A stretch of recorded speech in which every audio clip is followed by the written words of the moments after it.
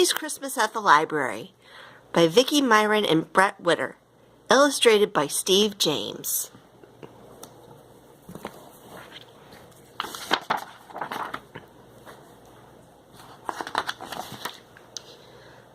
Snow and ice, twinkling lights. Kids bundled up on a cold winter night. Hot chocolate and Santa Claus and decorations just right. In the small town of Spencer, Iowa, Christmas was everyone's favorite time of year. Everyone, that is, except Dewey Readmore Books, the town's 1-year-old library cat. Dewey, you see, was just learning about the holidays. On Halloween, he discovered candy. He slept through Thanksgiving. So when the giant Christmas tree box came out of storage, Dewey didn't know what to expect. But when he saw those tree branches, Dewey knew just what to do. He sniffed and licked and cuddled them, and hopped and rustled and rolled. "I got a present," he sang as he danced, "a great big delicious present." Glitter came next, then angels, tinsel, lights. Dewey was having the time of his life. And then everything went quiet. Too quiet. Dewey's friend, Vicki the librarian, had been helping the children at the craft table. She looked around. "Where's Dewey?" she wondered. All of a sudden, Dewey came racing past. But he didn't look like himself. He looked like a giant marshmallow cat. The children chased him left, then right, to the front and the side, until they finally caught him in the picture book aisle. "Don't worry, Dewey," the oldest boy laughed.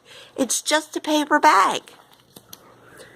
Dewey was free, but he was not happy. "Nasty bag monster," he thought, curling up in a wreath to lick his fur.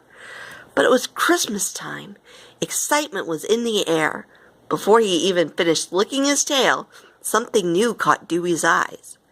"If I sneak," he thought, "and stretch and pounce, I think I can catch that skinny red mouse!" Dewey swung on the end. The yarn bounced on his head. He chased and reached and pounced again. The ball tackled him instead. And the next thing Dewey knew, he was all tangled up in red yarn.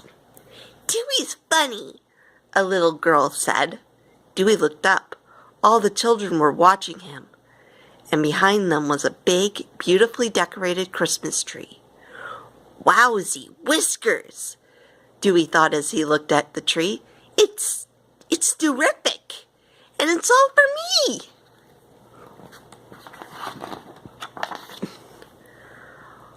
All day, Dewey lay happily under his tree.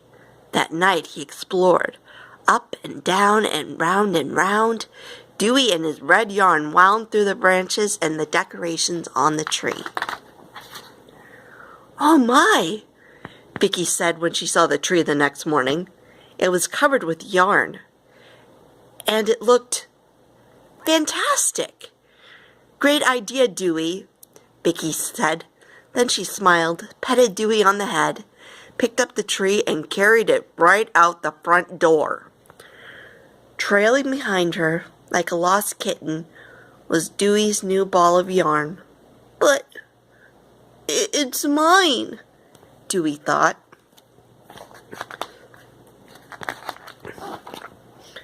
That day the library was closed, so Dewey moped. "Yuck," he said to his food. "Double yuck," he said to his water dish. He pushed away his favorite toy. He ignored his bed. "Christmas is lonely," Dewey thought, "even with the wreaths and lights."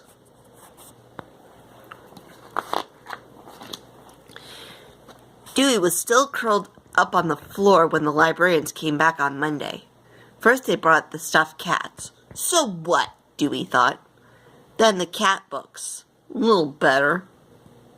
Then, my tree, my giraffe tree! won first prize, Vicky said, pointing to the blue first place ribbon. And it was all because of your yarn idea, Dewey. But Dewey didn't care about first prize.